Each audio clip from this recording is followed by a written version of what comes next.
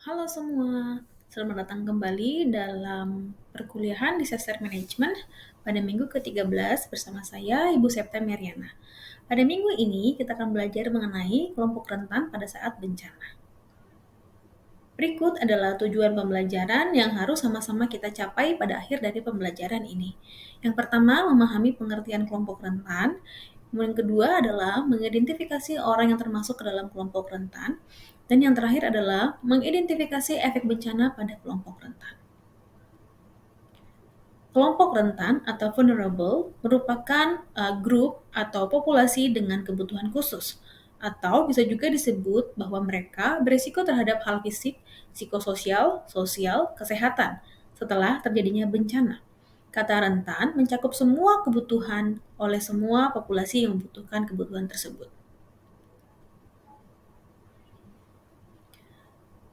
Vulnerable atau kelompok rentan dipengaruhi oleh 4 domain. Yang pertama adalah hazard atau bahaya itu sendiri atau disaster itu sendiri. Termasuk contohnya adalah tsunami, banjir, erupsi, dan lain-lain sebagainya. Berikutnya adalah exposure atau paparan.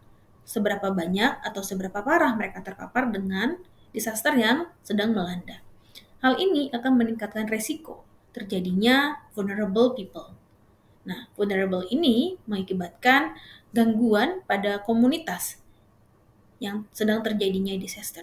Jadi, tolong diingat bahwa vulnerable itu dipengaruhi oleh 4 domain, yaitu hazard, risk, exposure, dan vulnerability. Kelompok rentan memiliki dasar hukum yang sangat jelas sekali tertulis pada undang-undang, yaitu yang pertama adalah penyelenggaraan penanggulangan bencana pada saat tanggap darurat sebagaimana dimaksud dalam pasal 33 huruf B meliputi, yaitu perlindungan terhadap kelompok rentan. Perlindungan yang dimaksud adalah memberikan prioritas kepada kelompok rentan berupa apa?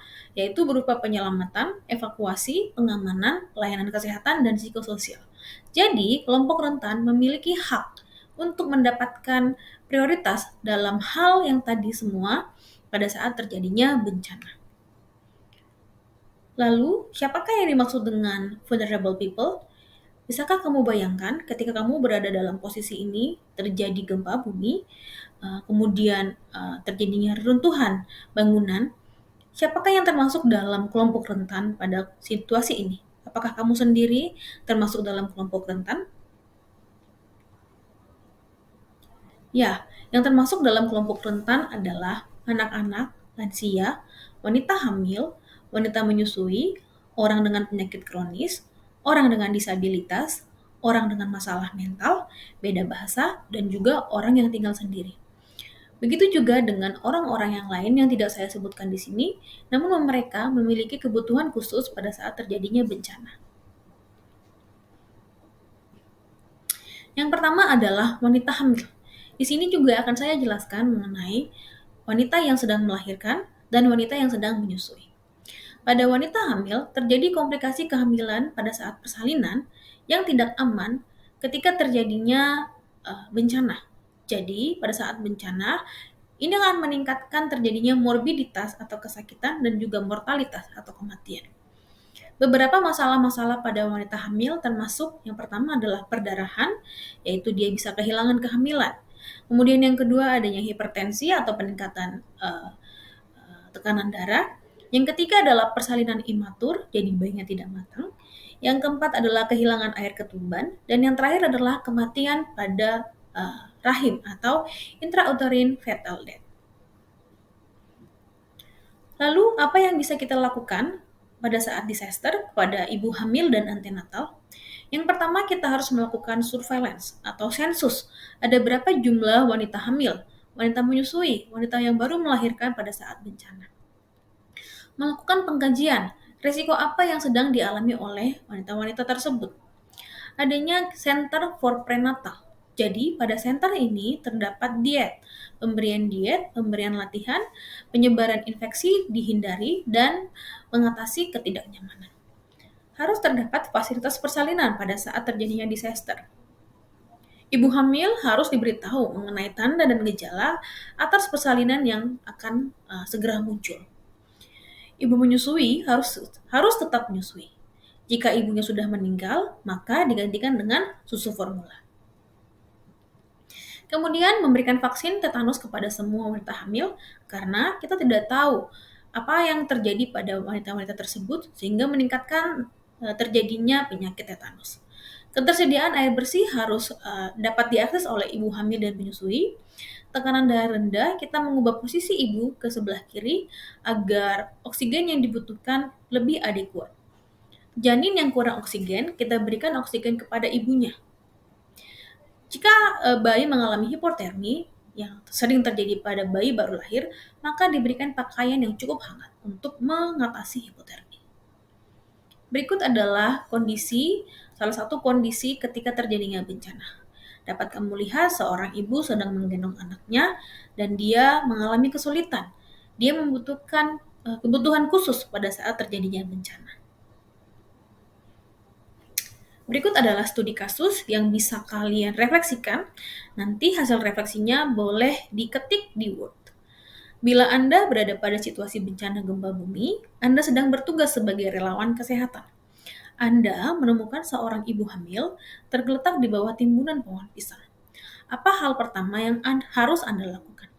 Data apa yang harus kita dapatkan dari hasil pengkajian yang kita lakukan pada ibu hamil tersebut? Silakan dijawab dan diketik pada Word. Kelompok kedua yang menjadi vulnerable people adalah anak-anak. Tubuh anak-anak berbeda dengan tubuh dewasa karena mereka sedang dalam proses tumbuh kembang. Anak-anak membutuhkan pertolongan dari orang dewasa pada saat kondisi disaster. Status mental, stres, lebih sering terjadi pada anak-anak pada saat disaster. Dan yang terakhir, anak-anak tidak mampu berkomunikasi dengan jelas pada saat terjadi bencana. Hal ini semualah yang meningkatkan resiko dan membuat anak-anak menjadi kelompok yang sangat rentan pada saat bencana. Berikut adalah pengalaman bencana pada anak. Yang saya merahin adalah hal-hal yang sangat dekat terjadi pada anak-anak, yaitu termasuk kehilangan anggota keluarga, luka dan kesakitan, kehilangan teman terdekat, kehilangan rumah.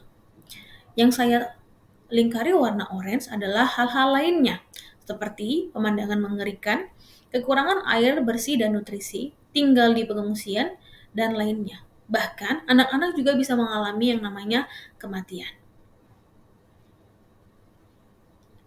Berikut adalah video dari USAID mengenai disaster pada anak-anak. Apa yang dirasakan oleh anak-anak? Silahkan kamu untuk boleh menonton sendiri apa yang sedang dirasakan oleh anak-anak dan mempelajarinya sendiri. Silahkan nanti juga ditulis apa hasil refleksinya pada video ini. Boleh digabung dengan tugas yang sebelumnya saya jelaskan. Berikut adalah reaksi stres pada anak. Anak-anak mengalami reaksi stres dapat berupa gejala somatik, gejala mental, dan reaksi stres. Gejala somatik termasuk gejala yang mereka alami secara fisik, seperti sakit kepala, sakit perut, kelelahan, muntah diare, dan sebagainya. Gejala mental, mereka dapat mengalami reaksi melambat, gangguan tidur, takut, gelisah, depresi, marah, dan sebagainya. Dan akhirnya mereka menunjukkan reaksi stres seperti mengamuk, menangis, menarik diri, anoreksia, makan berlebihan, gerakan otot tidak terkendali, dan gagap. Itulah reaksi-reaksi stres yang terjadi pada anak-anak pada saat disaster. Lalu, apa yang harus kita lakukan pada anak-anak pada saat disaster?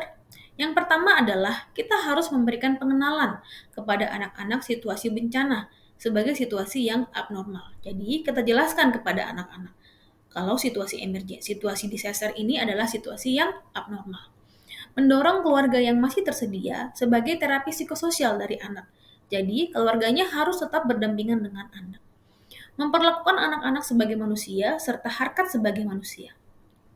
Menyediakan ruang ramah anak, jadi ada tenda untuk ruang ramah anak, dan menyediakan aktivitas permainan. Selanjutnya, harus tersedia obat-obat pada anak-anak yang mudah didapat pada saat bencana.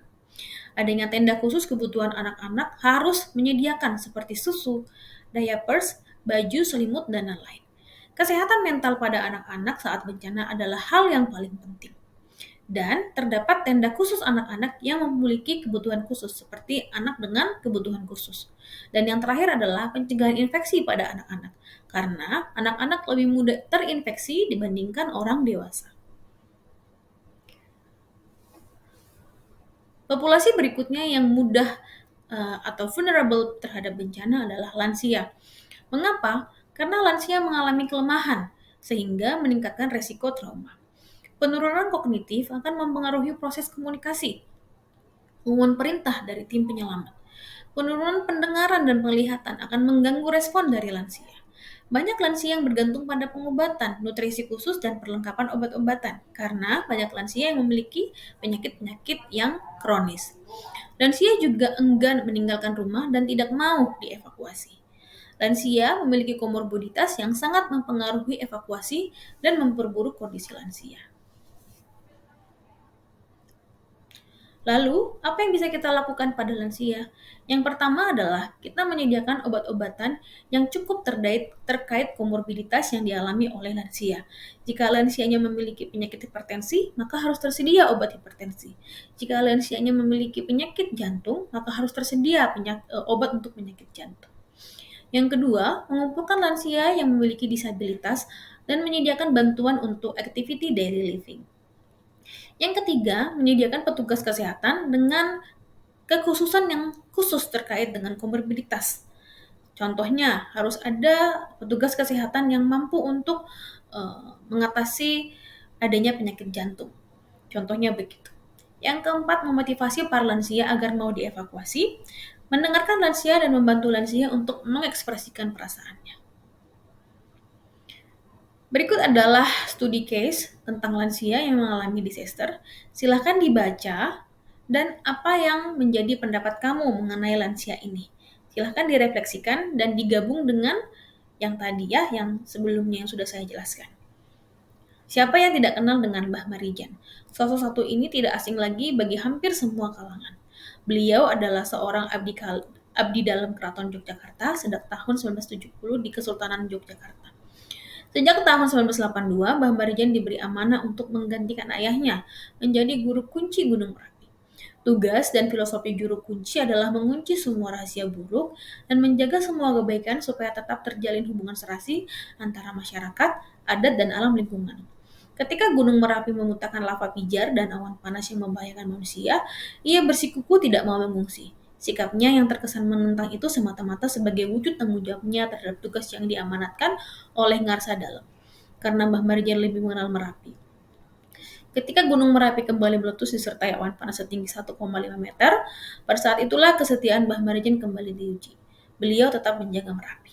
Nah, apa yang menjadi refleksi Anda pada studi kasus ini? Silahkan direfleksikan dan ditulis pendapat Anda pada catatan yang nanti atau tugas yang nanti akan disubmit pada Learn. Orang berikutnya atau komunitas berikutnya yang vulnerable terhadap bencana yaitu orang dengan gangguan mental. Orang dengan gangguan mental menghadapi tantangan hampir semua waktu, bukan hanya pada saat bencana. Jadi mereka lebih cenderung gampang emosi dan gampang stres. Orang dengan gangguan mental kurang mempersiapkan diri untuk bencana dibandingkan dengan orang tanpa gangguan jiwa. Bahkan mereka tidak tahu apa bencana. Mereka memiliki stres yang lebih tinggi setelah bencana. Mereka kesulitan untuk mengaplikasikan coping efektif. Mereka kemungkinan terjadi perburukan setelah bencana. Jadi mereka terjadinya pengulangan ya. Jadi mereka kembali lagi dalam situasi stres yang sangat berlebihan. Dan mereka sering lebih cenderung masuk rumah sakit setelah terjadinya bencana. Lalu, apa yang bisa dilakukan pada pasien dengan gangguan jiwa? Yang pertama, pasien dengan masalah kesehatan mental memiliki kebutuhan dasar yang sama dengan penduduk pada umumnya. Jadi mereka butuh makanan, mereka butuh tidur, dan mereka memiliki kebutuhan yang sama dengan penduduk yang lainnya. Adanya stres akibat bencana memicu kekambuhan ya, membina hubungan dengan orang-orang penyakit mental untuk mengurangi stres dan menyediakan obat-obatan terhadap kesehatan mental. Jadi harus ditemani ngobrol orang-orang dengan gangguan jiwa. Yang kelima adalah orang dengan beda bahasa. Jadi bisa kamu bayangkan, contohnya kamu sekarang berada pada sebuah negara dengan beda bahasa dengan kamu, dan terjadi disaster. Apa yang kamu rasakan? Ya, orang yang beda bahasa pasti kesulitan mencari pertolongan saat bencana. Mereka memiliki hubungan sosial yang terbatas atau teman-teman yang terbatas, sehingga mereka kebingungan bagaimana cara untuk mendapatkan pertolongan atau mempersiapkan diri dan berespon pada saat bencana. Lalu, apa yang bisa dilakukan pada korban dengan beda bahasa? Yang pertama, harus disediakan translator yang sesuai dengan kebutuhan bahasa orang asing tersebut. Translator juga harus bisa menggunakan bahasa isyarat untuk populasi orang asing tersebut. Bisa jadi orang-orang asing tersebut memiliki keluarga yang memiliki disabilitas, yang tidak bisa berbicara, yang bisu atau tuli. Jadi si translator ini harus bisa menggunakan bahasa isyarat. Petugas kesehatan juga harus bisa bahasa asing, setidaknya bahasa Inggris untuk berkomunikasi secara umum dengan kelompok yang beda bahasa. Yang berikutnya adalah komunitas dengan penyandang cacat. Kategori penyandang cacat ada 5 ya. Yang pertama, auditory disability, jadi dia gangguan pendengaran, sensory disability, gangguan penglihatan, mental illness juga termasuk dalam penyandang cacat, namun sudah kita bahas sebelumnya, physical disability, cognitive disability. Jadi di sini ada note.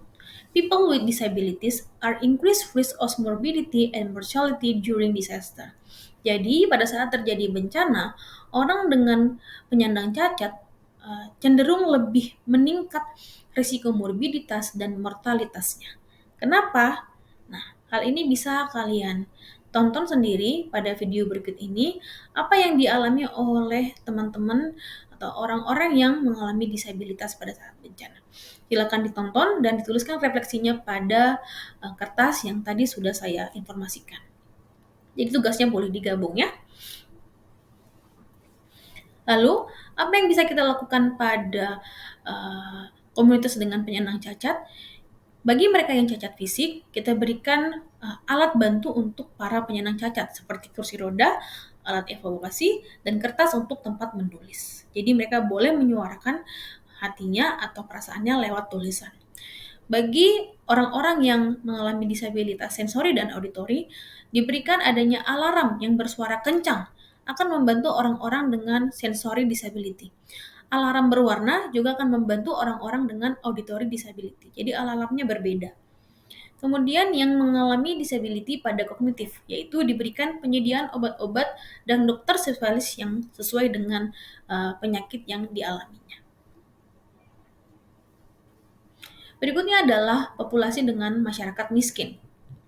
Masyarakat miskin lebih sering terkena dampak bahaya alam karena mereka sering sekali harus menetap di daerah-daerah yang berisiko. Masyarakat miskin kurang mendapatkan manfaat dari perlindungan terhadap bahaya, terutama karena kurangnya infrastruktur untuk melindungi mereka. Berikut adalah disaster yang terjadi di berbagai daerah di belahan dunia. Dapat kamu lihat ya, di sini pur yang warna biru dan non-pur adalah warna orange. Di sini dapat dilihat bahwa masyarakat yang miskin lebih banyak menelan korban dibandingkan masyarakat yang tidak miskin. Kenapa? Karena mereka cenderung tinggal di daerah-daerah yang berisiko banjir dan mereka memiliki rumah yang tidak tahan banting, beda dengan orang-orang yang tidak miskin. Lalu, apa yang dapat diberikan terhadap orang-orang miskin? Yang pertama adalah proteksi sosial. Proteksi sosial meliputi pemberian uang, pekerjaan, bantuan kesehatan dari pemerintah dan juga dari keluarga dari masyarakat miskin. Berikutnya adalah bantuan makanan dan air bersih. Bantuan makanan dan bersih sangat diperlukan oleh masyarakat miskin karena mereka tidak memiliki persiapan dalam menghadapi bencana. Kapasitas fisik maksudnya di sini adalah mereka diberikan tempat tinggal dengan kapasitas fisik yang baik sehingga mengurangi dampak bencana pada masyarakat miskin. Dan yang terakhir adalah edukasi bencana. Jadi masyarakat miskin diberikan edukasi bagaimana cara mereka untuk menghadapi bencana. Yang kedelapan dan yang terakhir adalah pasien dengan penyakit kronis. Bencana mengakibatkan gangguan dalam regimen pengobatan dan teknologi medis yang dibutuhkan oleh pasien penyakit kronis, serta dapat memperburuk kondisi serta meningkatkan resiko morbiditas atau mortalitas. Jadi bisa kamu bayangkan contohnya ada pasien dengan penyakit ginjal yang membutuhkan cuci darah, namun di tempatnya terjadi disaster atau bencana alam. Bagaimana pasien tersebut bisa melanjutkan pengobatan? Padahal mereka harus menjalani cuci darah setiap minggu. Nah, kasihan ya. Jadi, pada pasien penyakit kronis, mereka ini memiliki risiko morbiditas dan risiko mortalitas dibandingkan dengan masyarakat umumnya pada saat bencana. Lalu, apa yang bisa dilakukan? Yang pertama, melatih petugas kesehatan bagaimana berespon terhadap pada pasien kronis pada saat bencana. Jadi, petugas medis yang sedang bertugas merawat pasien ini diberikan juga pelatihan bagaimana berespon terhadap bencana. Kemudian yang kedua adalah memastikan obat-obatan tersedia selama bencana, mengedukasi pasien untuk manajemen stres dan coping efektif, mengikutsertakan keluarga dalam perawatan selama bencana, dan merencanakan bagaimana transportasi ke fasilitas yang memadai untuk perawatan yang selanjutnya. Jadi perawatan untuk pasien-pasien kronis dapat dilanjutkan lagi pada fasilitas kesehatan yang dekat dengan lokasi tempat tinggal dari si pasien itu. Jadi demikianlah pembelajaran kita di disaster management topik kelompok rentan pada bencana. Jika ada hal-hal yang kurang jelas, kamu mungkin pertama boleh mengulang kembali video ini dan juga boleh mengajukan pertanyaan di forum diskusi yang akan disediakan di Learn. Berikut adalah referensi, silahkan untuk membaca lebih lanjut lagi mengenai kelompok rentan. Semoga pembelajaran ini boleh diterima dengan baik. Terima kasih atas perhatiannya dan Tuhan Yesus memberkati.